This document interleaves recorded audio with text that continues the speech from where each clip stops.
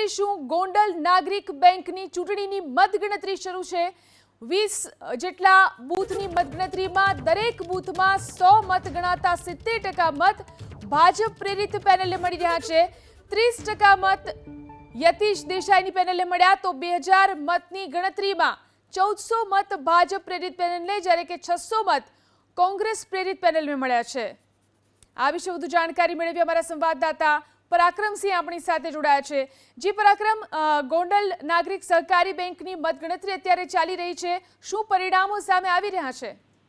ચોક્કસ અત્યારે સ્થાનિક જે ત્યાંના ભાજપ અને કોંગ્રેસના અગ્રણીઓ પાસેથી જ આ માહિતી મળી છે અને મતગણતરી શરૂ છે।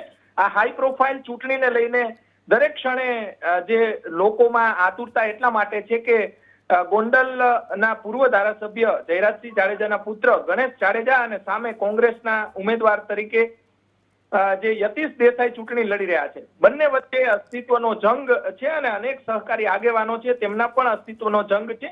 નાગરિક સહકારી બેંક એ ગોંડલની અગ્રણી એક બેંક છે અને ગોંડલ તથા જસદણના મતદારોએ આજે મતદાન કર્યું। અંદાજિત 11,000 કરતા વધારે મતદારોએ પોતાનો મતનો ઉપયોગ કર્યો અને 20 બૂથની મત ગણતરી અત્યારે જે આંકડાઓ સામે આવી રહ્યા છે, 20 જેટલા બૂથ છે તેમની ગણતરી કરવામાં આવી છે। દરેક બૂથમાં 100 મત ગણાયા છે અત્યાર સુધીમાં, જેમાંથી સૌથી મોટી બાબત છે કે 70% મત ભાજપને મળ્યા છે અને 30% મત અત્યાર સુધીની અંદર 100 માંથી 30% જે મત છે તે યતીશ દેસાઈની કોંગ્રેસ પ્રેરિત પેનલ છે તેને મળ્યા છે।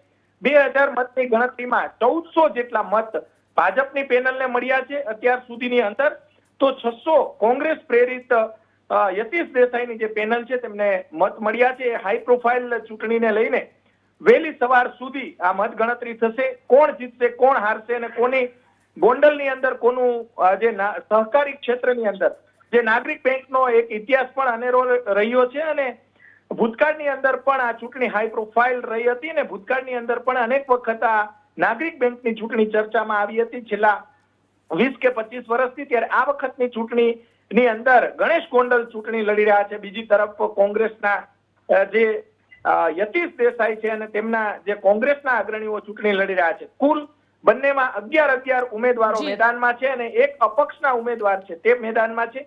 ત્યારે સવાર સુધીની અંદર ચિત્ર સ્પષ્ટ થઈ જશે।